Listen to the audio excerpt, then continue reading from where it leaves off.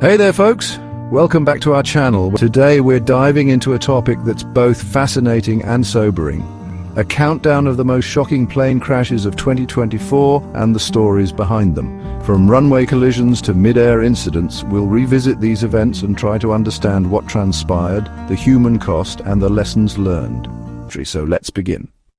On January 2nd, our journey begins in Japan, a nation known for its technological prowess and stringent safety standards. It was at Tokyo's bustling Haneda Airport where tragedy struck on a seemingly ordinary day. Japan Airlines Flight 516, an Airbus A350-900, was preparing to land carrying 367 passengers and 12 crew members returning from Sapporo. Simultaneously, a Japan Coast Guard de Havilland Canada-8, responding to the previous day's devastating earthquake in the Noto Peninsula, was also on the tarmac. This aircraft, carrying a crew of 6, was on a mission of mercy, ready to provide much-needed relief to the disaster-stricken region. In a horrifying turn of events, the unthinkable happened. The two aircraft, the massive Airbus and the smaller Dash 8, collided on the runway. The impact was deafening, sending shockwaves through the airport and beyond. Fire erupted, engulfing both aircraft in flames and sending plumes of black smoke into the sky. Amidst the chaos and terror, the airport's emergency response system swung into action. Firefighters battled the blaze, while first responders worked tirelessly to evacuate passengers from the burning wreckage. Miraculously, all 379 souls aboard the Japan Airlines flight survived, a testament to the swift action of the crew and emergency personnel.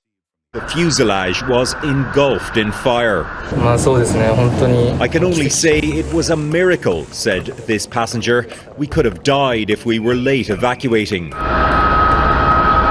Back at the other end of the runway, the Coast Guard's Canadian-built Dash 8 was a fireball too. Of its 6 crew, only the pilot survived. Japan's Prime Minister Fumio Kishida paid tribute to the victims, who had been about to bring aid to those affected by Monday's earthquake in central Japan. Investigators will be checking air traffic communication recordings and looking for any technical issues to see how one plane ended up in another's path. Rarely is there ever just a single cause. So for an aircraft to have actually ended up on the runway, there are several checks that should have stopped that from happening. The survival of all the commercial passengers and crew, a reminder of how safe air travel has become, even when things go wrong. There were about 34 million commercial flights last year, but only 2 fatal crashes. None were involving jet aircraft.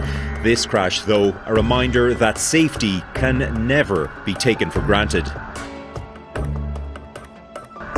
However, the same cannot be said for the crew of the Coast Guard aircraft. The captain, though seriously injured, managed to escape the inferno. Tragically, his 5 crew members perished in the crash, their heroic mission ending in unimaginable heartbreak. The aftermath of the disaster left the world in shock. How could such a tragedy occur at one of the world's busiest and seemingly safest airports? Investigations pointed to a communication breakdown, a tragic miscalculation that had catastrophic consequences. The Japan Airlines Flight 516 disaster serves as a stark reminder of the fragility of life and the importance of clear communication in aviation, especially in high-stress situations.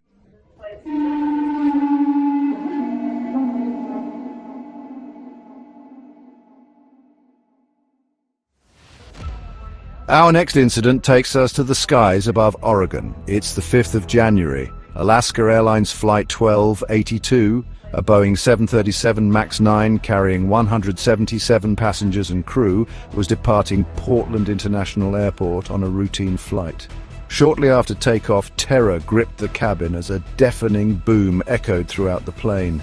Passengers were thrown from their seats, oxygen masks dropped from the ceiling, and panic ensued. Yeah, well, let's go down. It's in Alaska. Trouble to declare an emergency. We're descending down to 10,000.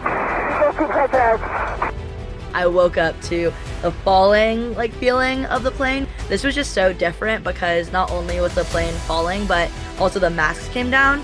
Everything happened in the span of a heartbeat. We were still clearly like in the takeoff point, and all of a sudden there was a really loud pop or a loud bang and like a whoosh of air, and the oxygen mask came down at the same exact time, and all of that was like in the span of 1 second. The aircraft had suffered an explosive decompression. The source of the decompression? A seemingly innocuous plug covering an unused exit door had blown out, compromising the plane's pressurized cabin. According to industry experts, a door plug is a specific panel of the fuselage located near the rear of the aircraft. The door plug is not an actual door. It covers a section in the body of the plane where an optional emergency exit could also fit. According to the NTSB, the flight did not require an additional emergency exit because it wasn't configured to take in more than 200 passengers. The aircraft itself is a relatively new 737 MAX 9 delivered to Alaska Airlines on October 31st. According to the NTSB, the door plug was located on row 26, and the NTSB later confirmed no one was seated in the 2 seats closest to the door. Portland Control Tower clears Alaska Airlines 1282 for emergency landing. It's now 5:26 p.m. local time. Just 20 minutes after the plane has taken off from Portland Airport, it touches down again. Passenger Stephanie King captures this footage of the emergency landing. Echoes, please stay in your seats with your seatbelt securely fastened until you are told to stand up. Thank you. 5:34 p.m. local time. The plane is now at a gate. Firefighters are seen on board the flight. According to Alaska Airlines, several passengers on board experienced injuries that required medical attention, but all passengers are now medically cleared. 11:42 p.m. Alaska Airlines CEO says in a statement that they will be temporarily grounding its fleet, a 737-9 MAX, until all 65 of them are inspected over the next few days. Saturday, January 6. The FAA announces that it will order the temporary grounding of certain 737 MAX 9 aircrafts. And Alaska Airlines says that they've canceled 160 flights, impacting about 23,000 passengers. An NTSB team touches down in Portland to carry out an investigation. In a press conference, NTSB Chair Jennifer Hamady says this. We could have ended up with something so much more tragic. Fortunately, they were not at cruise altitude of 30,000 or 35,000 feet. She also says the FBI is working with local authorities to find the door and its components that fell off. She asks the public for help. Sunday, January 7th. Went to go for a walk today and found a phone belonging to an Alaska Airlines passenger sitting on the ground. This is Sean Bates. He found an iPhone sitting on the side of the road that the NTSB confirmed belonged to someone who was on board the Alaska Airlines flight. So I opened it up and it was in airplane mode with a travel confirmation and baggage claim for Alaska 1282. The NTSB begins its investigation. They also hold a second press briefing where Hamady highlights the importance of finding the plug. Our structures team will want to look at everything on the door, to look at witness marks, to look at any paint transfer, what shape the door was in when found. That can tell them a lot about what occurred. Monday, January 8th. I'm excited to announce that we found the door plug. A Portland school teacher finds the door plug in his backyard. The NTSB says it's recovered the door plug and it's sending it to the materials lab for further examination. And after inspection, United Airlines says it's found instances of loose bolts of its grounded Boeing 737 MAX 9 planes. Alaska Airlines says an initial inspection of its 737 MAX 9 fleet revealed some loose hardware on some aircraft. The chair of the NTSB tells GMA that the top fitting of the door plug was fractured. We don't know if the bolts were loose. We don't know if bolts were in there fractured, or possibly the bolts weren't there at all. The NTSB is continuing its investigation into what went wrong. While such an event is rare, its occurrence on a Boeing 737 MAX 9, a model already under intense scrutiny following previous fatal accidents, sent shockwaves through the aviation industry. Despite the terrifying ordeal, the pilots of Alaska Airlines Flight 1282, demonstrating remarkable skill and composure, managed to regain control of the aircraft and safely return to Portland. The passengers and crew, shaken but alive, disembarked the plane, grateful to be back on solid ground. The incident, however, had far-reaching consequences. The Federal Aviation Administration, already cautious about the 737 MAX 9, ordered the immediate grounding of all aircraft fitted with similar door plugs. This move, while disruptive, was a necessary precaution to ensure the safety of the flying public. Further investigations revealed that Alaska Airlines wasn't alone. United Airlines also discovered faults on their 737s, highlighting a potential systemic issue within the Boeing fleet. The Alaska Airlines Flight 1282 incident underscored the importance of rigorous maintenance and inspection protocols, reminding us that even seemingly minor components can have life or death consequences in the aviation industry. Our journey now takes us to the unforgiving wilderness of Canada's Northwest Territories, where, on the 23rd of January, Northwestern Air Flight 738 met a tragic end. The aircraft, a BAE Jetstream 32, was on a routine flight from Fort Smith Airport carrying 6 passengers and 1 crew member. The flight's short journey took a turn for the worse shortly after takeoff. At an altitude of just 500 meters, the aircraft suddenly lost altitude and crashed into the unforgiving terrain below. The impact was devastating, leaving the small plane a mangled wreck in the remote wilderness. Crews rushed to Fort Smith's airport before 9 a.m. after a plane crashed near the Slave River. The British aerospace Jetstream, owned by Northwestern Air Lease, is one of the larger planes in the company's fleet. It can hold up to 19 people. No information was provided on how many passengers were on board. RCMP, the Canadian Forces, and the Canadian Rangers provided air support, and search teams worked on the ground at the crash scene. The health center declared a mass casualty event. This is the second plane crash in the Northwest Territories in less than a month. In late December, search and rescue teams found 10 people alive after an Air Tindy flight crashed near the Diavik diamond mine.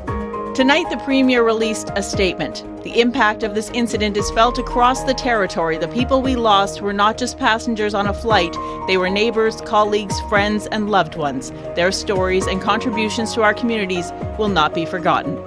The Transportation Safety Board has deployed a team of investigators to the site, and the coroner's office is expected to release more information tomorrow. Emergency responders facing challenging conditions and difficult terrain raced to the crash site, hoping against hope to find survivors. Tragically, their efforts were met with heartbreak. 6 of the 7 souls aboard Flight 738 perished in the crash. Only 1 passenger, defying the odds, survived the impact, clinging to life amidst the wreckage. The lone survivor's tale of survival was nothing short of miraculous. Found amidst the debris, badly injured but alive, they were airlifted to a nearby hospital, a beacon of hope in the face of tragedy. Their survival, however, couldn't overshadow the profound loss felt by the families and friends of those who perished. The investigation into the cause of the crash was long and arduous. The remote location, coupled with the challenging terrain, made recovering the wreckage and piecing together the final moments of Flight 738 a daunting task. While the exact cause of the crash remains unclear, investigators pointed to potential factors such as pilot error, mechanical failure, or the sudden and unpredictable weather patterns common to the region. The crash of Northwestern Air Flight 738 serves as a stark reminder of the inherent risks associated with air travel, especially in remote and challenging environments. It also highlights the bravery and dedication of first responders who often face perilous conditions in their efforts to save lives. On the 24th of January, a prisoner transport flight downed, unraveling the mystery of the Russian ILYUSHIN Il-76 crash. Our journey takes a somber turn as we delve into the murky circumstances surrounding the crash of a Russian ILYUSHIN Il-76 transport aircraft. This incident, shrouded in controversy and geopolitical tension, raises more questions than answers. The aircraft, departing from Chkalovsky Air Base near Moscow, was reportedly on a prisoner transport mission carrying 65 Ukrainian prisoners of war to Belgorod, a city near the Ukrainian border. Accompanying the prisoners were 3 other passengers and 6 crew members, tasked with ensuring the safe transfer of their human cargo. The flight, however, never reached its destination. The ILYUSHIN Il-76 crashed in the Belgorod region, a stone's throw from the Ukrainian border, transforming what should have been a routine transfer into a tragedy of international proportions. The crash site, a scene of devastation and carnage, offered few clues as to the cause of the downing. The presence of Ukrainian prisoners of war on board immediately fueled speculation and conspiracy theories. Was this a tragic accident, a mechanical failure in the aging aircraft, or something more sinister? The ongoing conflict between Russia and Ukraine cast a long shadow over the investigation, making it difficult to discern truth from propaganda. Russian authorities, tight-lipped about the incident, launched an investigation, but their findings, shrouded in secrecy, did little to quell the growing international outcry. Ukraine, accusing Russia of foul play, demanded access to the crash site and a transparent investigation, a request met with resistance from the Kremlin. The crash of the Russian ILYUSHIN Il-76, regardless of the cause, highlights the human cost of conflict and the often blurred lines between truth and misinformation in times of war. It serves as a grim reminder that even in the 21st century, the skies can be a dangerous place, particularly in regions embroiled in geopolitical turmoil. On the 6th of February, tragedy on Lake Ranco, the fatal helicopter crash of former Chilean President Sebastián Piñera. Our journey takes us to the serene landscapes of Chile, where a routine helicopter ride ended in tragedy, claiming the life of a former president and sending shockwaves through the South American nation. The former president of Chile, Sebastián Piñera, makes a morning trip from his own house located in Queque Bay to the house of José Cox, an old friend known from the university. José Cox lives on the other side of the lake, about 12 miles away. The flight should take 8 minutes. With Piñera is his sister Magdalena Piñera, his friend and business person Ignacio Guerrero, and his son Bautista Guerrero. The objective is to have lunch together and then return home in the afternoon. To do this, they use a popular helicopter, the Robinson R-44. Sebastián is 74 years old and has been the owner of this aircraft since 2006. The tail number is CCPHP. He is a man who undergoes constant training to fly better. He has 20 years of experience and even used to ask for the pilot's seat to fly when he was president. His friends describe him as a good pilot, although a bit daring. Finally, the aircraft with its 4 occupants takes off on the cloudy day and flies to Cox's house without any mishap. When they finish lunch at 2:30 p.m., the rains intensify and Cox and his wife suggest that they should stay and wait for the weather to improve. But Piñera is tired and wants to go to his house to rest. Furthermore, the rain and wind were not so intense as to make the aircraft difficult to fly. All the passengers board and the aircraft prepares to take off.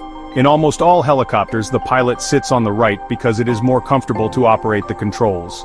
Once in the air and heading towards his house, the aircraft suddenly stops and begins to make a turn to return to Cox's house. But moments later, no more than 1,300 feet or 400 meters from takeoff, the aircraft loses altitude and falls on the pilot's side. Cox's wife sees what happened and alerts her husband. He immediately takes his boat to come to the rescue.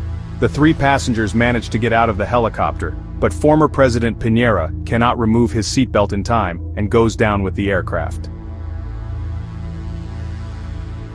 According to Ignacio Guerrero, who was traveling at the front, he said that shortly after taking off, a vent was open, which caused the entire windshield to fog up. Given the low visibility, Piñera decides to return to Cox's house to land and defog the glass safely. But when turning around, Piñera disorients and tilts the aircraft dangerously, which causes a loss of altitude. Without knowing it, they suddenly collide with the water. Piñera immediately shouts for them to abandon ship as he shuts off the engine and holds the stick to the side, keeping the left doors clear of water and preventing the helicopter from crushing or cutting them with the propeller. The young man and the woman manage to get out while the front passenger, now with the door open, tries to help Piñera, but the seatbelt is impossible to release and the aircraft sinks first, dragging the former president. His body would be found hours later, but outside and next to the helicopter at 90 feet or 28 meters deep. The diver who went to look for him commented that he was very easy to rescue and that he was not tied to anything. The autopsy of the body would later reveal that Piñera died from drowning. It is believed that after removing his seatbelt while submerged, he couldn't open the door because the water on the other side exerted a lot of pressure until the helicopter was 100% flooded, and by the time he did, he was already too deep and the air was not enough to reach the surface.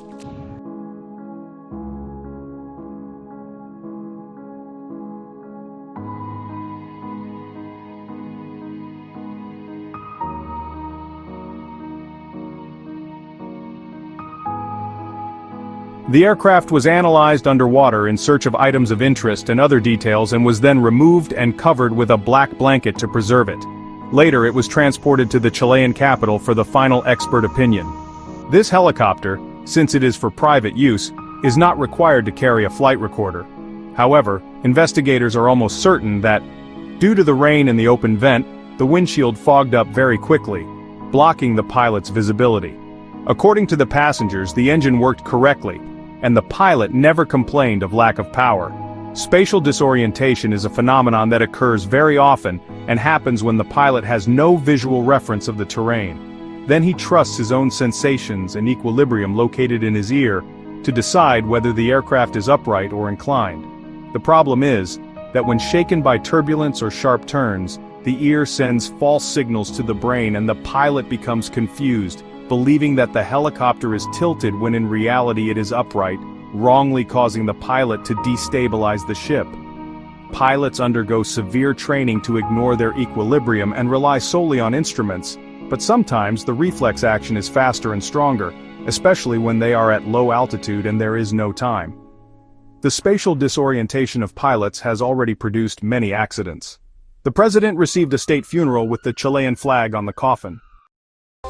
Our journey takes us to Belgrade Nikola Tesla Airport in Serbia, where what began as a routine departure for Air Serbia Flight 324 quickly turned into a testament to aviation engineering and the composure of both pilots and passengers. On the 18th of February, operated by Marathon Airlines, the Embraer 195 with 111 souls on board was preparing to take to the skies.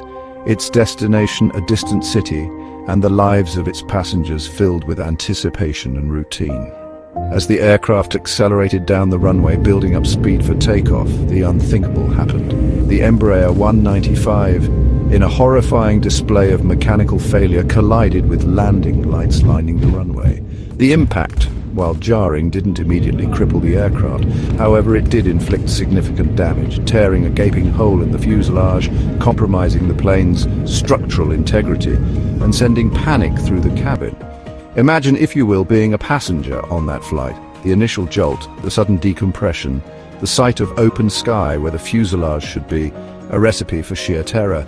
Yet amidst the chaos and fear, a sense of calm, albeit fragile, prevailed. The pilots, demonstrating remarkable skill and composure, made the critical decision to keep the damaged aircraft airborne. Landing immediately, while tempting, could have had disastrous consequences, potentially ripping the plane apart upon touchdown. Instead, they chose to circle the airport, buying precious time for emergency crews to assemble and for passengers to mentally prepare for an emergency landing. For a tense hour, the Embraer 195 circled Belgrade, its gaping wound a stark reminder of the peril faced by those on board. Finally, after careful planning and coordination with ground control, the pilots guided the damaged aircraft towards the runway, attempting a high-risk landing. The landing, a testament to the pilot's skill and the aircraft's robust design, was successful. The Embraer 195, despite its wounds, touched down safely, much to the relief of everyone on board and those watching anxiously from the ground. The passengers and crew, shaken but alive, disembarked the plane, greeted by a chorus of applause from emergency personnel.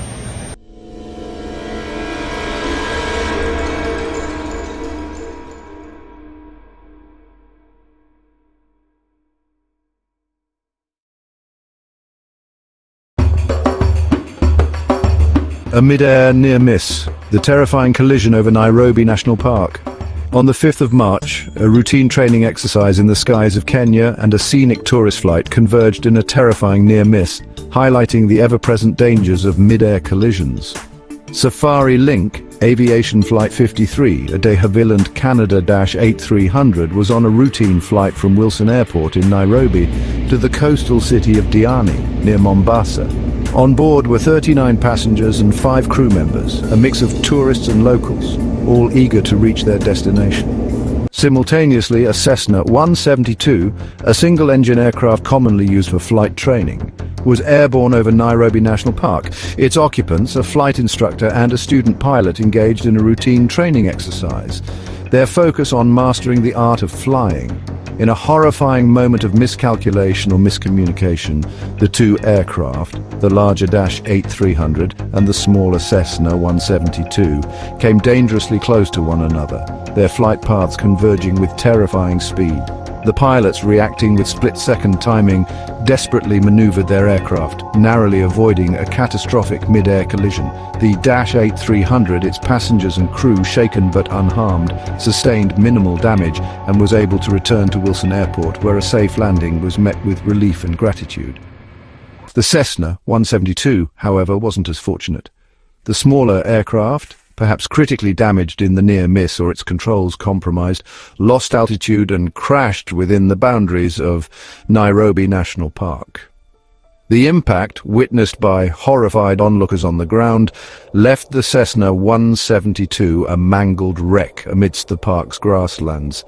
Rescue crews and park rangers rushed to the crash site, fearing the worst. Tragically, their fears were confirmed. Both occupants of the Cessna 172, the flight instructor and the student pilot, perished in the crash, their lives cut short in a tragic training exercise gone wrong. The near-miss and subsequent crash sent shockwaves through Kenya's aviation community, prompting calls for increased safety measures and a thorough investigation into the incident. While near-misses are more common than we might think, the Nairobi incident serves as a stark reminder of the potentially catastrophic consequences of even the slightest miscalculation in the air. On the 10th of March, turbulence terror, the harrowing ordeal of LATAM Airlines Flight 800. Our journey takes us high above the Pacific Ocean, where LATAM Airlines Flight 800, a Boeing 787-9 en route from South America to New Zealand, encountered a nightmare scenario for any air traveller: severe turbulence. The flight, carrying 272 passengers and crew, was cruising at altitude, its passengers lost in thought, reading or settling in for the long journey ahead when the unexpected occurred. The aircraft, buffeted by a sudden and violent patch of clear air turbulence, began to shake violently, transforming the cabin from a haven of tranquility into a scene of chaos and terror. Imagine, if you will, the feeling of helplessness as the aircraft you're in is tossed about like a leaf in a hurricane. Passengers, many unbuckled at the time, were thrown from their seats, their bodies colliding with overhead compartments and the cabin's interior. Screams filled the air, a chorus of fear and uncertainty as the turbulence continued unabated. The pilots, battling the aircraft's wild gyrations and the unpredictable forces of nature, struggled to regain control. The Boeing 787-9, designed for stability and passenger comfort, was pushed to its limits, its sophisticated systems working overtime to counteract the invisible forces wreaking havoc outside its metal skin. Inside the cabin, it was a scene of pandemonium. Passengers, battered and bruised, clung desperately to their seats, their faces etched with fear and anxiety. Flight attendants, trained for such emergencies but rarely confronted with such violence in the air, struggled to maintain calm and provide assistance to the injured. The ordeal, lasting what must have felt like an eternity for those on board, eventually subsided. The pilots, regaining control of the battered aircraft, made the critical decision to divert to Auckland Airport in New Zealand, the nearest safe haven. The emergency landing, a testament to the pilot's skill and composure under duress, was flawless. However, the aftermath of the turbulence was far from over. 50 passengers and crew members required medical attention, their injuries ranging from minor cuts and bruises to more serious fractures and head trauma. The incident, while a stark reminder of the unpredictable nature of air travel and the hidden dangers lurking within seemingly clear skies, also highlighted the critical importance of following safety regulations, particularly the need to remain seated with seatbelts fastened whenever possible. On the 12th of March, a Russian ILYUSHIN Il-76 military transport aircraft crashed near Belgorod after suffering an engine fire. All 15 on board were killed.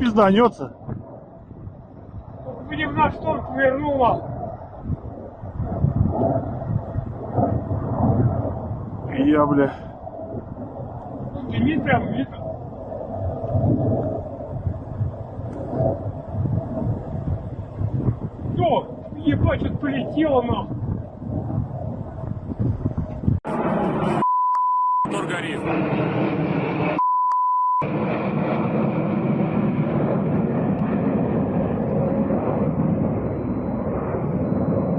Погас. Нет, горит, загорелся опять.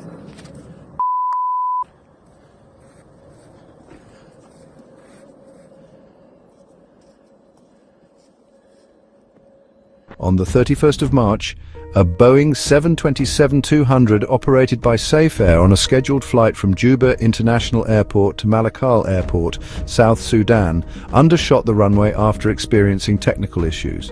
The aircraft collided into a McDonnell Douglas MD-82 belonging to African Express Airways that had crashed around 2 months earlier at the same airport.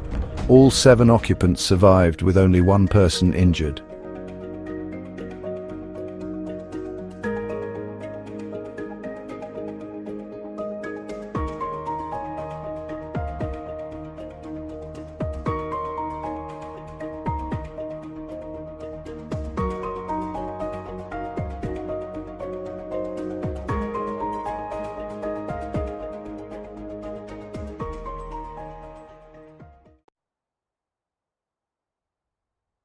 The spring and summer months brought their share of heartbreak. In April, Kenya lost its highest-ranking military officer, General Francis Ogolla, along with 9 others in a helicopter crash. On the 18th of April, Kenya's highest-ranking military officer, General Francis Ogolla, and 9 other members of the Kenya Defense Forces were killed in the crash of a UH-1 Huey in western Kenya.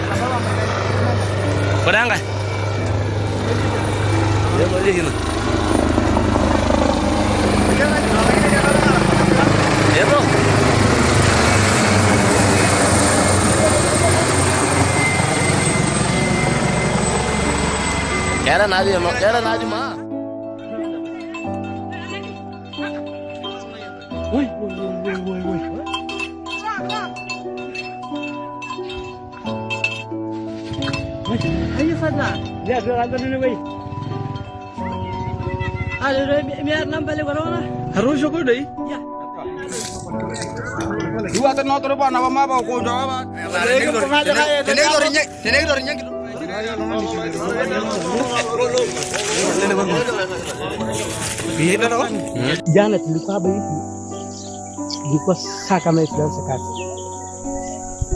Karibu saa ile hiyo madege ikakuja hivi ikaland hapa hivi shule yetu ya Chilean boys. Tukafanya kazi yetu kwa shamba karibu saa 8:16. Tukakuja kiti hapa hivi na ni lunch. Tunakula lunch. Wakati tunakula lunch, baada ya chakula ndege ikakuja tu hivi. Tuliangalia ilikuwa propeller isunguki. Wengine wanasema shuka hapo, inashuka hapo. Wakati nafikia inashuka, kumbe ni kuanguka tu, ikakuja hivi tu straight. Ikaanguka ikalala hapo chini. Sasa sisi tukaamua tuwakimbia tukokoe watu. Tukaenda furuta mahali kuna moto kubwa, tukasukuma, kuka inalipuka pup. Tukangangana mpaka tukatoa watu wote, tukapanga jini. Mpaka mandege ya jeshi ikakuja sasa akatupata pale, tumokoa hiyo watu. Mwisho mambo ilifanyika hapa. Sasa tukasukuma hiyo vitu, ndio sasa tukatoa watu wote. Wengine wanakuja na mapanga wanakata makamba, ndio tukapanga hiyo watu nyuma hiyo nini hiyo ndege. Huko sasa kuna mwandishi mmoja alikuwa na akasema mnisaidie samento kwa huko hiyo. Alikuwa anasimama. Alafu askari mmoja alikuwa anasimama pia. Tukapeleka hiyo wenye walikuwa ako wife tukambeleka kwa ndege. Sasa tukangangana hiyo watu. Jeshi walikuja. Vile walishuka tu wakatupua wakatuambia toka. Kila mtu enda. tukaenda hicho, si ndio tulingana pale watu. Hata nguo yangu imeungua, uko nyumbani. Hiyo moto ni kubwa.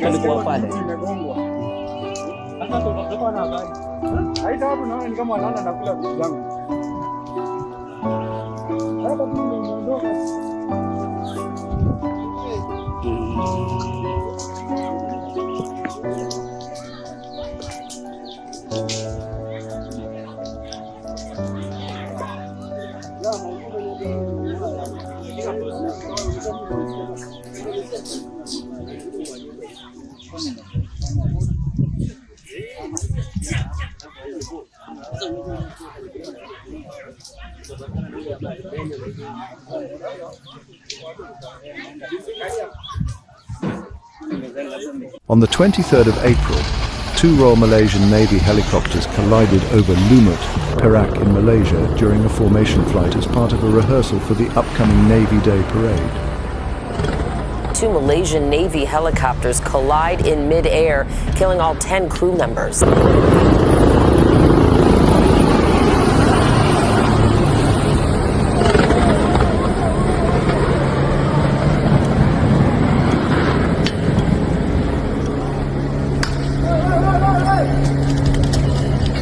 The two helicopters were doing a rehearsal for a naval parade. You're looking at the aftermath of the devastating crash.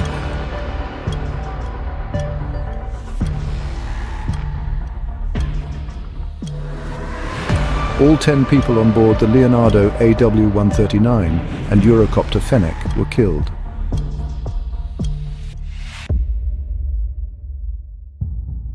A Bell 212 helicopter carrying Iranian President Ebrahim Raisi, Foreign Minister Hossein Amir Abdollahian, Governor of East Azerbaijan Malek Rahmati, and the Supreme Leader's representative in East Azerbaijan Mohammad Ali Aleh Hashim, crashed near the Iranian city of Varzakan, East Azerbaijan. There were no survivors. And we begin with some images. The last moments of President Ebrahim Raisi.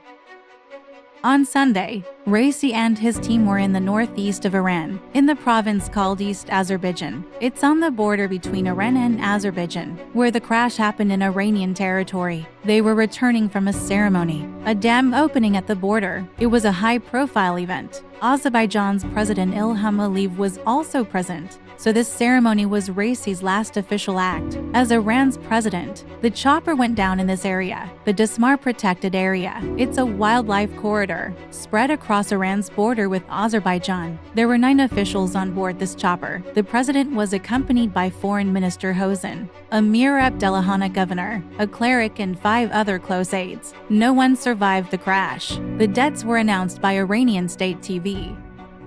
So, what happened, why, and how did the chopper crash? The details are limited as of now. Here's what we have.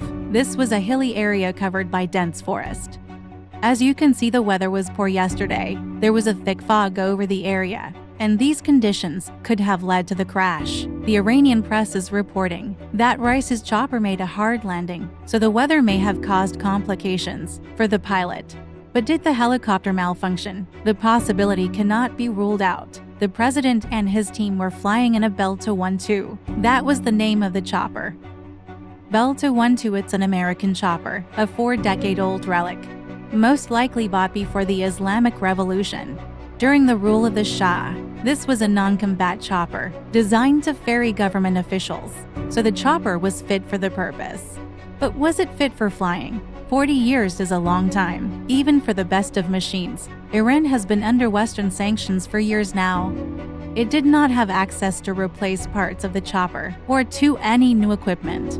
Now, it's not clear how well this machine was maintained. Here's what experts say. Given the lack of technology and upgrades, the pilot had to rely solely on their ability to navigate tricky situations, like bad weather or difficult terrain, so the helicopter could have been outdated. As it turned out, 2 more choppers were part of Raisi's convoy. Both survived. It was only the president's ride that crashed. Was this a case of foul play then? As so far, There's nothing to suggest that the Iran has been. Israeli officials were quick to distance themselves. Israel says they had no role whatsoever in this crash. What about the United States? The American president is yet to comment. Reports say Joe Biden has been briefed. He's yet to make a public statement.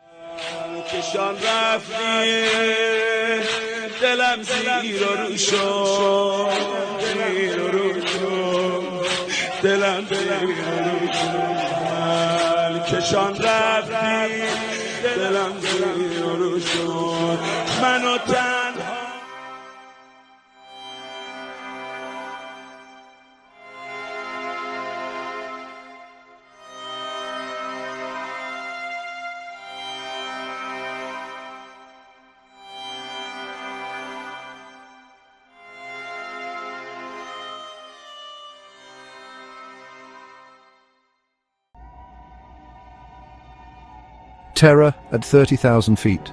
The fatal turbulence encounter on Singapore Airlines. Flight 321. The 21st of May takes us on a somber journey aboard Singapore Airlines, Flight 321, a Boeing 777-300ER en route from London to Singapore, where a routine long-haul flight transformed into a tragedy, underscoring the unpredictable and sometimes fatal consequences of severe turbulence.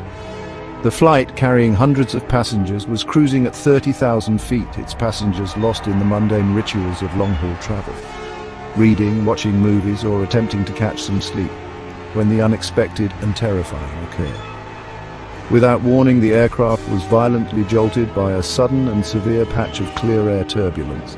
All I remember is that seatbelt light went on and then we were just thrown straight in the air. That impact was immense, absolutely immense. From that moment, everything went deathly silent.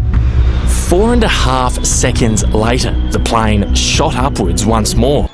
Passengers, many unbuckled at the time, were thrown violently against the cabin ceiling, their bodies colliding with luggage compartments and the aircraft's interior. Screams pierced the air, a cacophony of fear and disorientation as the turbulence raged on. The cabin, once a haven of in-flight entertainment and muted conversations, transformed into a scene of chaos and carnage, the air thick with the smell of jet fuel and the cries of the injured. The pilots, battling the aircraft's wild gyrations and the invisible force seeking to tear them from the sky, struggled to regain control. Keith's head went straight through the panel above. Kerry's the one that should have gone straight up and down through the vents. That was the difference. That's the difference. I went through all those vents and they just busted up to bits. And you went smack into the bloody luggage door. The sheer force of the impact snapped Kerry's spine in two.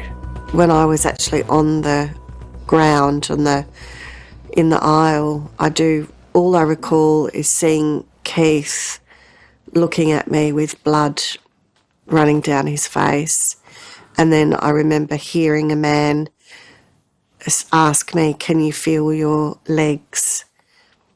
And just the reality of, no, can't feel that.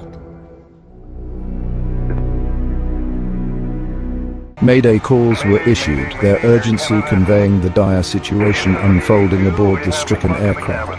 The turbulence, relentless in its fury, eventually subsided, leaving behind a scene of devastation and despair. Back under the pilot's control. But, as you'll see, the horror of flight SQ321 was still far from over. Tragically, one passenger, their body battered beyond recognition, lost their life in the ordeal, a stark reminder of the unforgiving nature of clear air turbulence. Lying on the floor, 73-year-old Briton Jeff Kitchen had suffered a cardiac arrest. Everybody else is just mayhem. People are crying, carrying on. And there he was applying CPR. Amazing. So he was like Superman, just leapt up and boom, he was straight into it. With a group of other passengers, we performed CPR for about 30 minutes. Their efforts were in vain. I just remember placing that blanket over his body and then his face was this kind of weird feeling that this life had just been taken in front of me. something no 22-year-old should really have to go through. Something no one should ever go through, but sadly, obviously, we did. The injured, over 100 in total, suffered a range of injuries, from minor cuts and bruises to broken bones, head trauma and spinal injuries. The emotional toll on all involved, both passengers and crew, was immeasurable, a testament to the terror they had endured. The pilots, demonstrating remarkable skill and composure under duress, managed to regain control of the battered aircraft and make an emergency landing in Bangkok, Thailand. The safe landing, met with tears of relief and expressions of gratitude, did little to erase the tragedy that had unfolded at 30,000 feet.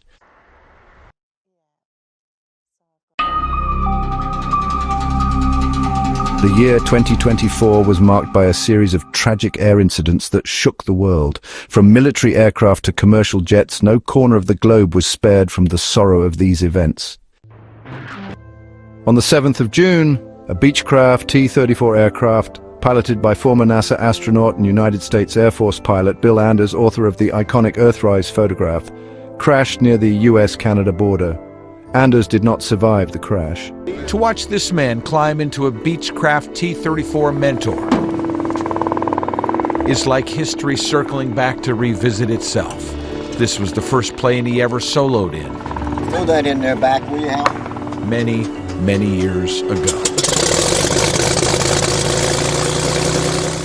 Gravity tethers us to our world, but for some, there was a stronger force pulling them always away from it.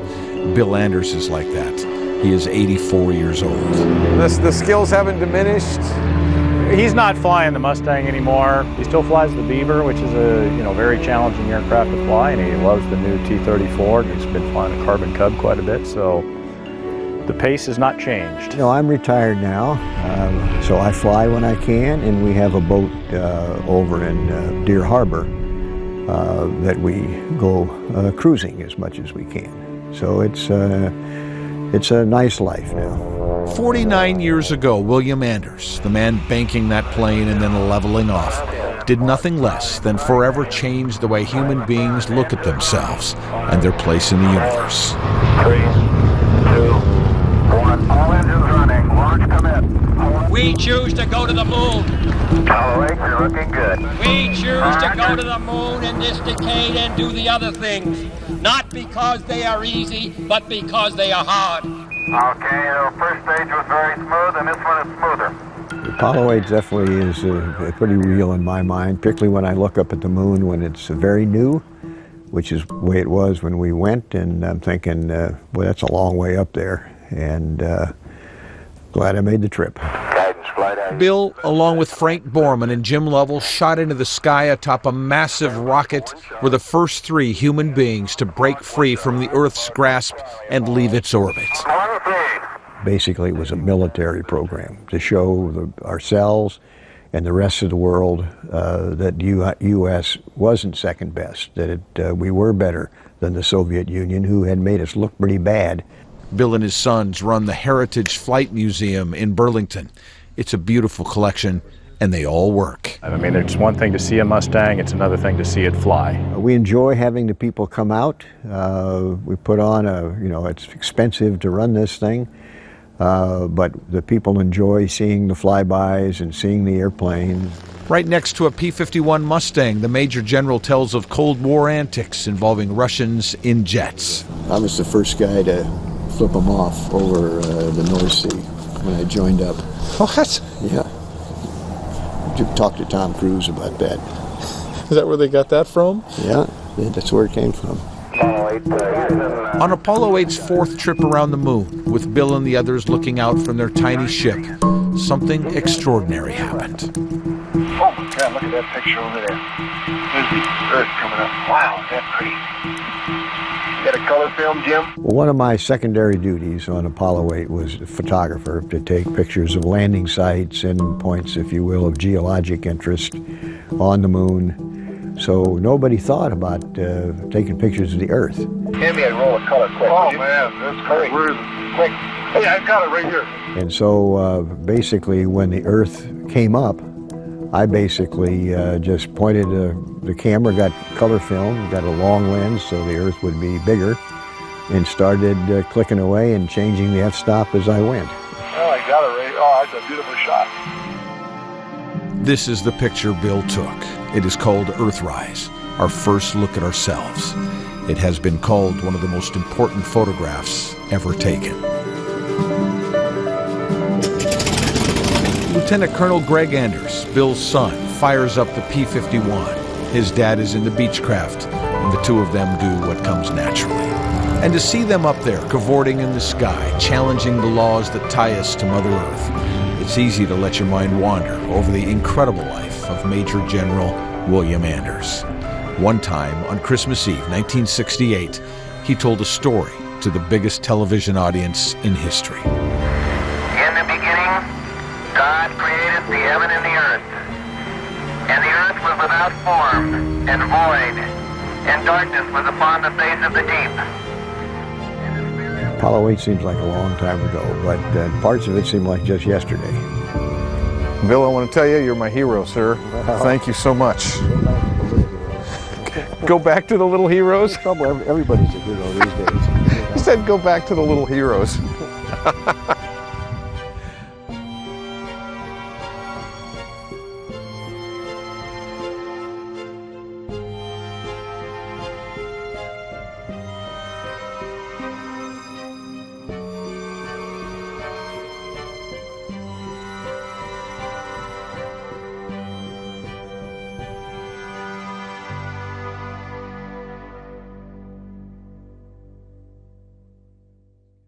On the 10th of June, a Malawi Air Force Dornier 228 carrying Vice President of Malawi Salos Chilima, former First Lady Patricia Shanil Maluzi, and 7 other occupants crashed in Chikangawa Forest Reserve in Mzimba district, killing all 9 occupants on board.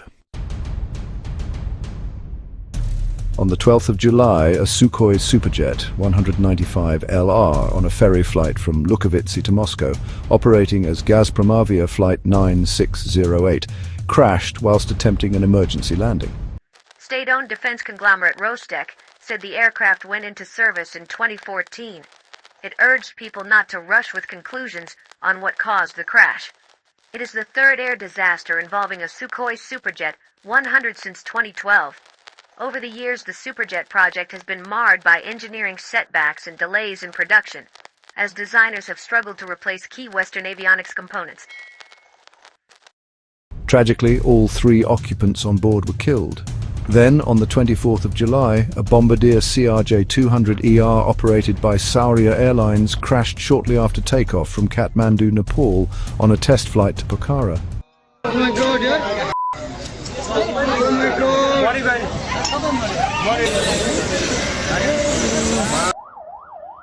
The pilot, well, he was the sole survivor of the crash, which sadly killed 18 people.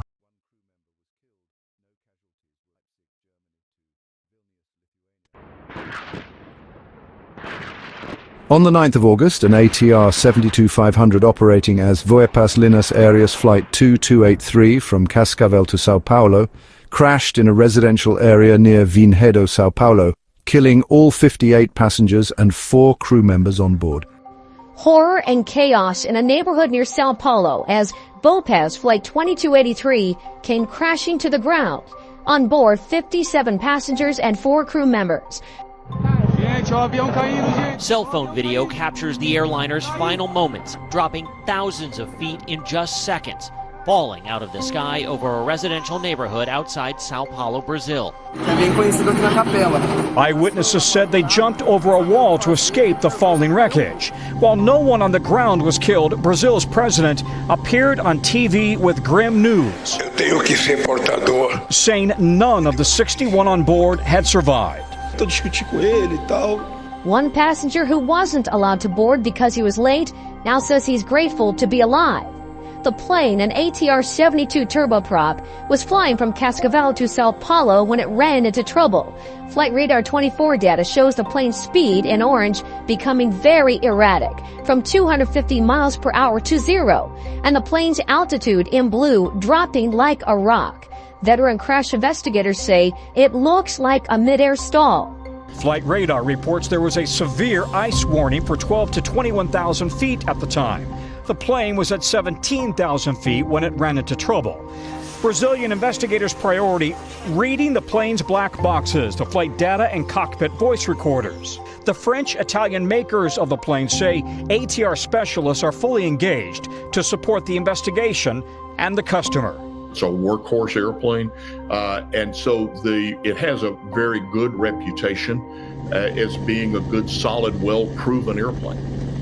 And Tom, what are investigators likely to learn from those black boxes? Well, that cockpit voice recorder could be critical. Those conversations may tell them a lot. The flight data recorder will detail the plane's mechanical and engine performance. Did they run into severe icing?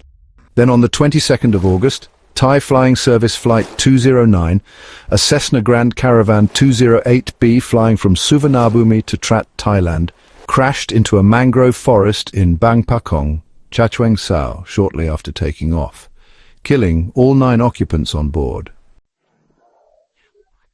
Rescuers combed through the Thai jungle on Friday in search of 9 people missing after a turboprop plane crashed southeast of Bangkok, though authorities fear there are no survivors. Thai officials reported that the aircraft went down in the dense jungle of Chachoeng Sao province on Thursday, with all on board presumed dead. The plane, carrying 2 pilots and 7 passengers, had departed from Bangkok's Suvarnabhumi airport en route to Trat province, a popular beach destination on the Gulf of Thailand, when it crashed around 3:10 p.m. Local media reported that the passengers included 4 Thais and 5 Chinese nationals, among them 2 children aged 12 and 13. Over 300 military personnel and volunteers have been mobilized for the search operation, while authorities have launched an investigation to determine the cause of the crash. Some body parts and debris from the aircraft have already been recovered, but heavy rainfall continues to hamper search efforts. And on the 31st of August, a VITYAZ-AERO Mi-8 helicopter crashed over the Kamchatka Peninsula, killing all 22 people on board. Rescuers have found 17 bodies after helicopter crashed with 22 people aboard in Russia's Kamchatka Peninsula. Regional officials said that the helicopter went missing shortly after takeoff on Saturday, carrying 19 tourists and 3 crew. The Kamchatka region is popular for adventure tourism due to its active volcanoes and pristine nature. Rescuers spotted the remains of the helicopter on Sunday morning in a hilly area at a height of 900 meters, the region's governor, Vladimir Solodov, said in a video posted on Telegram. The footage posted by Russia's Emergency Situations Ministry showed helicopter debris lying on a slope close to the top of a large wooded hill. The ministry said the aircraft was found close to the location where it went off the radar. A ministry official confirmed that 17 bodies have been found. The Mi-8 is a Soviet-designed military chopper that is widely used for transport in Russia. The helicopter that crashed was operated by a Kamchatka-based company that organizes flights for tourists. On the 21st of October, an ILYUSHIN Il-76 is shot down over Dafur Sudan by the paramilitary Rapid Support Forces. All 5 occupants are killed in the subsequent crash. Then, on the 23rd of October, the headquarters of Turkish Aerospace Industries, or TI, is attacked by multiple perpetrators with bombs and firearms, killing 5 workers. CCTV footage reportedly showed a man and a woman carrying assault rifles. The 2 perpetrators are later killed but leave 22 others injured and the headquarters severely damaged. 9 November total Linhas Aerius Flight 5682, a Boeing 737-4Q8 SF, caught fire in flight. The aircraft executed an emergency landing at São Paulo Guarulhos International Airport, São Paulo, Brazil, with both occupants surviving without injuries. The aircraft was destroyed by the fire. On 25 November, a Boeing 737-400 SF, operating as Swift Air Flight 5960 from Leipzig, Germany to Vilnius, Lithuania on behalf of DHL, crashed near a house on approach to Vilnius. 1 crew member was killed, no casualties were reported on the ground. In an official statement, Vilnius Airport said that the aircraft crashed in Kaunas at 5:28 a.m. local time. Emergency services from the city responded quickly to the scene, alongside a Vilnius Airport fire truck and a team from the airport's headquarters, which were deployed to assist with the situation. The cause of this accident is currently unknown, and Simple Flying has asked DHL Group, Vilnius Airport and Swift Air for comments and statements. However, as it has only been several hours and the incident site is still being looked over, we may not receive solid details for some time. According to a report by the Lithuanian local media outlet LRT, the Boeing 737-400 freighter crashed close to residential buildings. It was noted that a two-story building was engulfed in flames. A representative from the Fire Protection and Rescue Department informed media that at least 4 people were injured, including 2 pilots and 2 passengers. The pilot, who regained consciousness, was rescued from the wreckage and handed over to medical personnel for treatment. According to the police, 1 pilot has died. According to data from FlightRadar24.com, the DHL Boeing 737-400 freighter, registered as Echo Charlie Mike Foxtrot Echo, was operating as flight QY5690 from Leipzig-Halle Airport, or LEJ, to Vilnius Airport, VNO. The path posted by the flight tracking website shows that the aircraft went down about 1 kilometer away from the edge of the runway at Vilnius Airport. The aircraft involved is 31 years old and is actually operated by Swift Air and wet leased to European Air Transport Leipzig, a subsidiary of the DHL Group. It's worth noting that previous Wall Street Journal reporting had revealed that a covert Russian operation had been sending incendiary devices on DHL planes over the summer. In July, one device caused a fire in a parcel warehouse in Germany and another in the UK. According to the publication, a fire at the DHL warehouse near Birmingham was caused by electric massagers implanted with a magnesium-based flammable material sent from Lithuania. As reported by LRT, the goal of this Russian operation was to figure out how to move these shipments and start fires on cargo or passenger planes flying to the US and Canada. And we'll have to wait and see what investigators find from the wreckage. Our thoughts go out to the family of the deceased.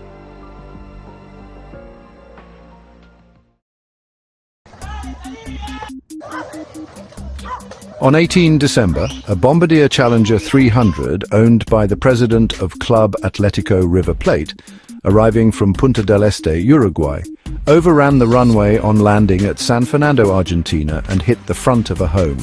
Both pilots on board were killed. The flight, which the crew had completed numerous times before, was routine and lasted approximately 30 minutes. The Challenger 300 has a range of over 5,000 kilometers, well beyond what is necessary for this flight. The aircraft can land on a runway as short as 2,600 feet, and San Fernando's runway, measuring 5,500 feet, was more than adequate for a safe landing. At the time of the accident, only the pilot and first officer were aboard, having dropped off a passenger in Buenos Aires. Flight data from Flight Radar 24 and Flight Aware shows that this was a regularly flown route for the crew, and they were very familiar with it. However, as the aircraft approached runway 05 at San Fernando, something went wrong. The flight path took the Challenger 300 through Argentine airspace near La Plata, followed by Palomar. During this section, altitude restrictions were in place, particularly near Pomad, where aircraft were not allowed to descend below 5,000 feet until exiting that airspace. As they neared San Fernando, weather conditions were clear and visual, leading to the decision for a visual approach, which is typically faster and allows pilots to keep the runway in sight. However, even on a visual approach, altitude restrictions must still be respected. As the aircraft neared the final approach, it was clear that it was unstable. Flight data indicated that the Challenger 300 was both too high and too fast. At just 200 feet above the runway threshold, the plane was traveling at 225 knots, far exceeding the appropriate landing speed of 130 to 140 knots. Additionally, the descent rate reached almost 4,000 feet per minute, which is unusually steep. Cameras at the airport captured the aircraft's landing. which occurred nose gear first, approximately halfway down the runway. With such high speed, stopping the aircraft became impossible. Videos and tracks from the airplane's landing showed that it was headed directly towards several houses. However, the pilots managed to maintain directional control, swerving away from the houses and into a street. Unfortunately, with the aircraft's wingspan, they hit a tree and a house.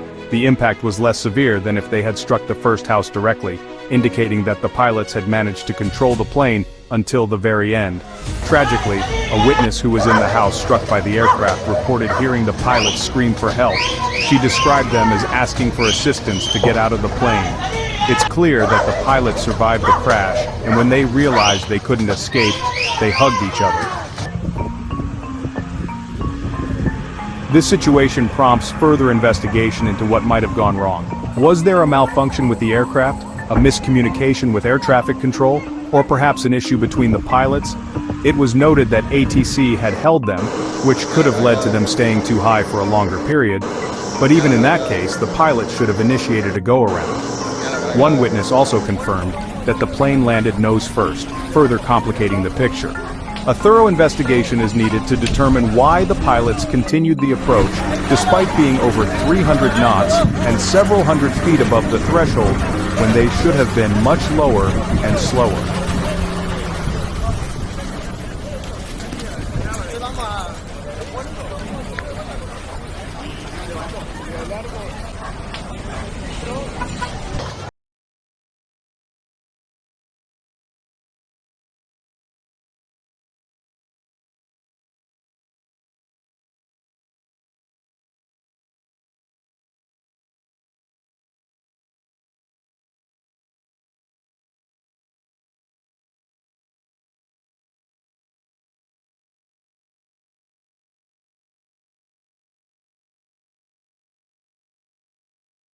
On 22 December, a Piper PA-31T Cheyenne crashed shortly after takeoff at Canela Airport, Brazil, killing all 10 occupants on board and injuring a further 17 on the ground.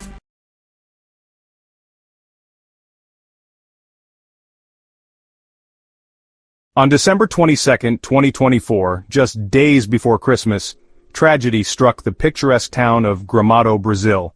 A 1990 model twin-engine Piper PA-42-1000, carrying 10 people, crashed shortly after takeoff.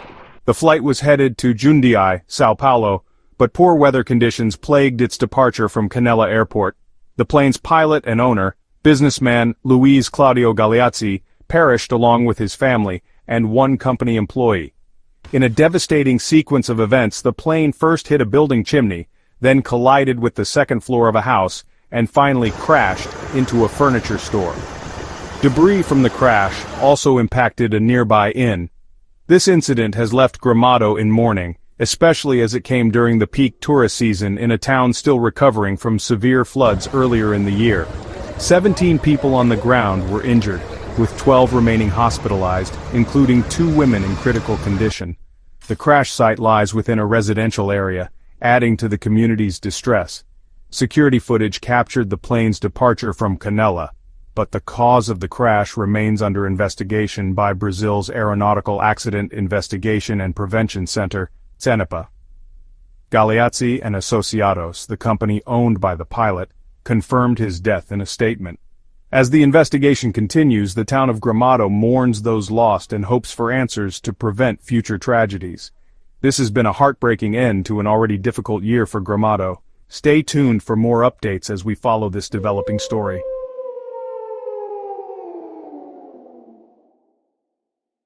On 25 December, Azerbaijan Airlines Flight 8243, an Embraer E-190AR, was struck by a Russian surface-to-air missile and crashed near Aktau, Kazakhstan, killing 38 of the 67 occupants on board.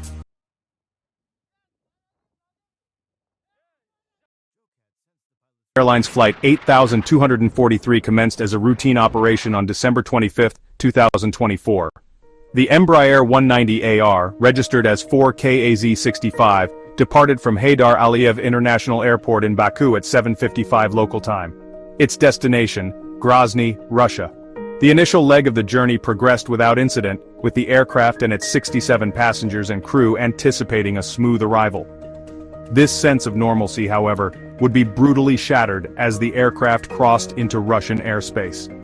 Unbeknownst to those on board, Flight 8243 was about to become ensnared in a terrifying sequence of events that would end in tragedy. Almost immediately upon entering Russian airspace, the flight crew encountered significant navigational difficulties. Both the GPS and ADS-B signals, critical for aircraft positioning and communication, were lost. This sudden technological failure, potentially attributed to Russian jamming activities, cast an immediate shadow of uncertainty over the flight. The crew, now grappling with limited navigational awareness, found themselves contending with deteriorating weather conditions as they approached Grozny. Thick fog enveloped the airport, drastically reducing visibility and significantly increasing the complexity of the landing.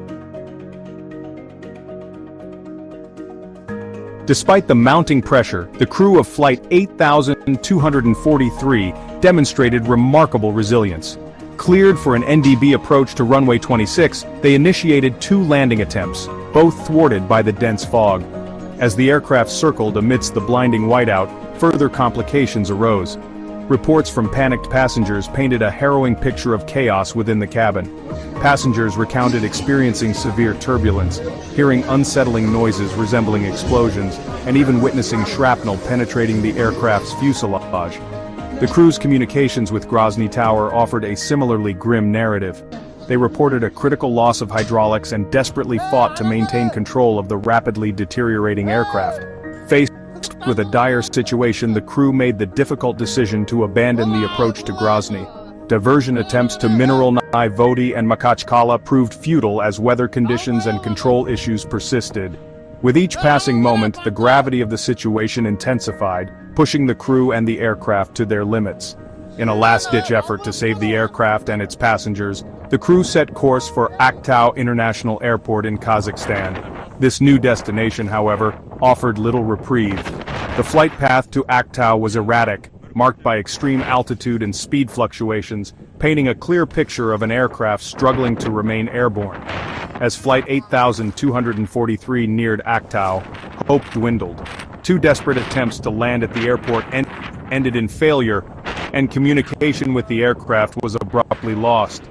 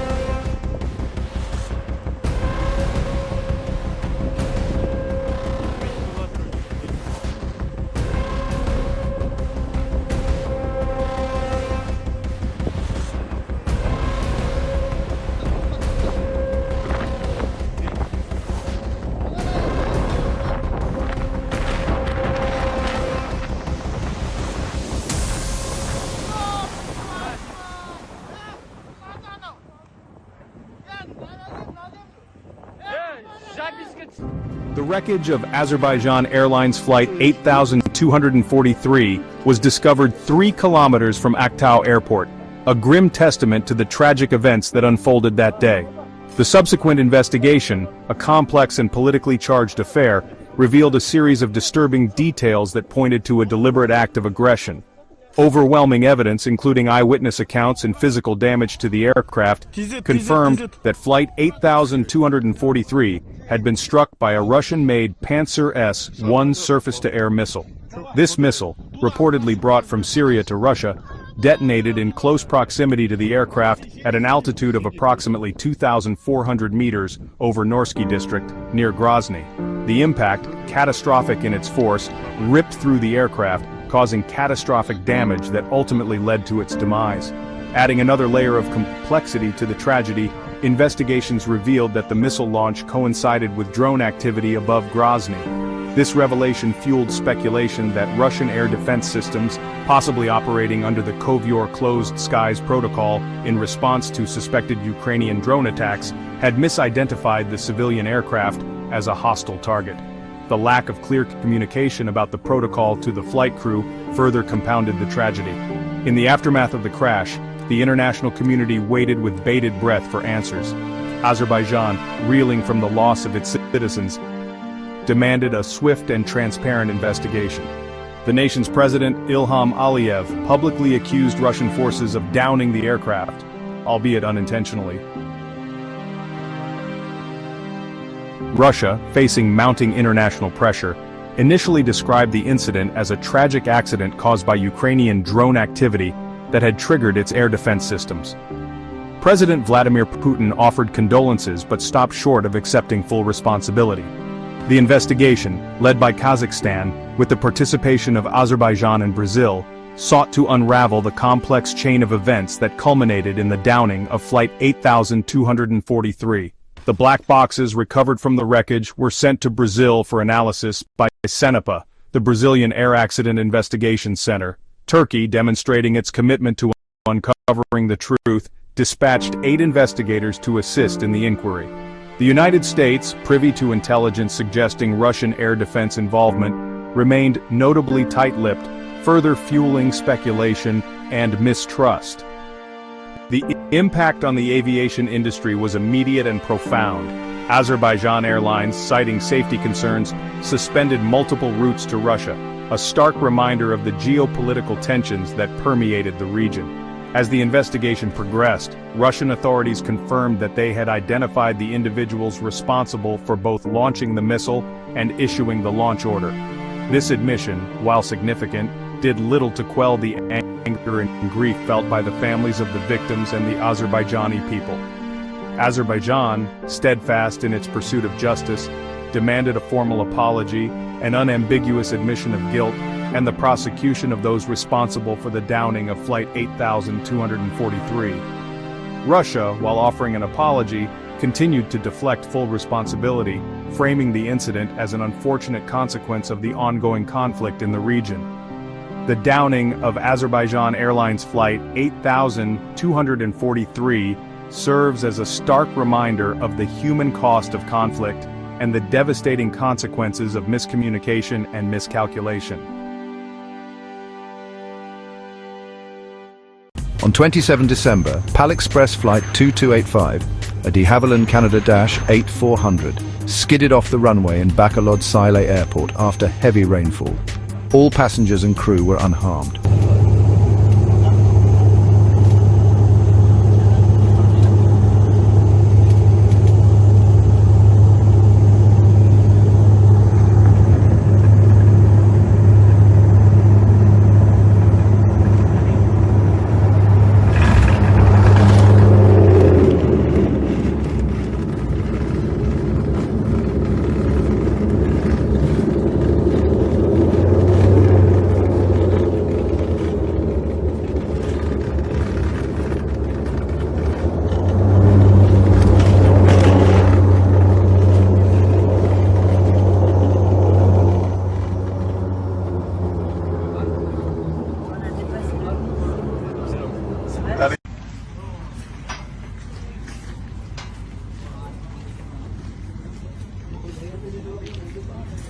On 28 December, KLM FLIGHT-1204, a Boeing 737-800, overran the runway at the airport of Sandefjord after the aircraft diverted there for an emergency landing after a loud noise was reported to be heard from inside the aircraft.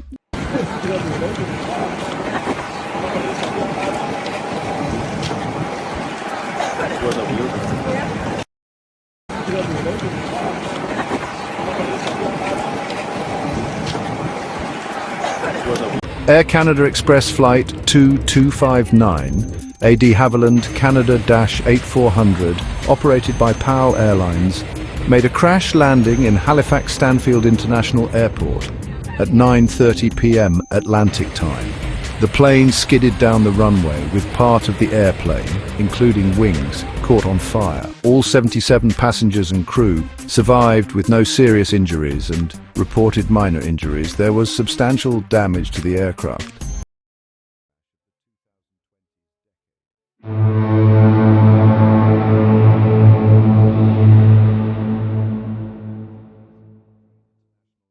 On 29 December, JEJU Air Flight 2216, a Boeing 737-800, overran the runway at Muan International Airport and crashed while attempting to belly land. Out of the 181 occupants on board, 179 were killed with 2 survivors.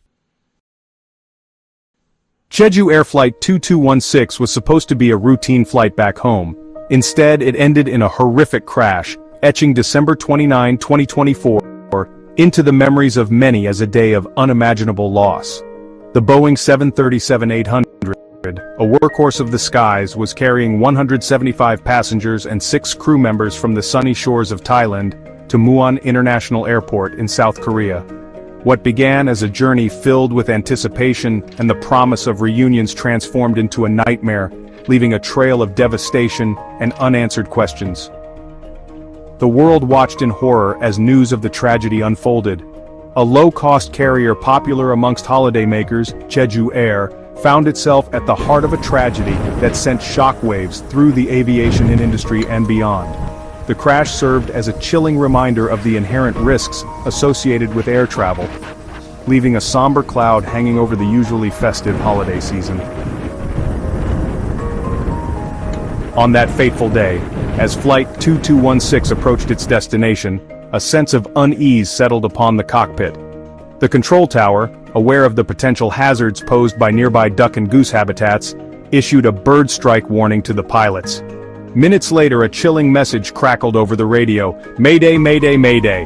The pilot, his voice strained with urgency, reported a bird strike and announced his intention to circle for another landing attempt. The plane, now battling unknown forces, attempted to touch down from the opposite direction, a decision that would later become a focal point of the investigation. However, fate had other plans. As the aircraft descended, it slammed into a concrete barrier positioned unnervingly close to the runway, the impact sending the Boeing 737-800 careening into a fiery inferno. The deafening roar of the crash echoed through the air, a terrifying testament to the unforgiving nature of such accidents. The immediate aftermath of the crash saw a flurry of activity. Emergency responders rushed to the scene, their efforts hampered by the intensity of the blaze. The world held its breath as news trickled out that only 2 flight attendants, both seated near the back of the aircraft, had miraculously survived. The loss of 179 souls, 175 passengers, and 4 crew members cast a pall over the nation and sparked a global outpouring of grief. The investigation, a complex and painstaking process, began immediately. South Korean authorities, joined by their counterparts from the United States, focused their attention on the aircraft's black boxes, those unassuming orange devices that hold the key to understanding what went wrong. While the pilot's Mayday call pointed to a bird strike as a possible cause, experts cautioned against jumping to conclusions. The investigation would need to delve deeper, examining factors such as weather conditions, the possibility of control system failures, the plane's speed and flap position at the time of the crash, and the crucial question of why the landing gear was not deployed. The JEJU Air Flight 2216 crash sent shockwaves throughout South Korea and the global aviation community. The South Korean government, responding to the scale of the tragedy, declared a 7-day period of national mourning, a symbolic gesture reflecting the immense collective grief that had enveloped the nation. The economic fallout was immediate, with JEJU Air's shares plummeting in the wake of the disaster. The crash had a ripple effect, impacting the stock prices of other airlines as investors grappled with the uncertainty and potential safety concerns.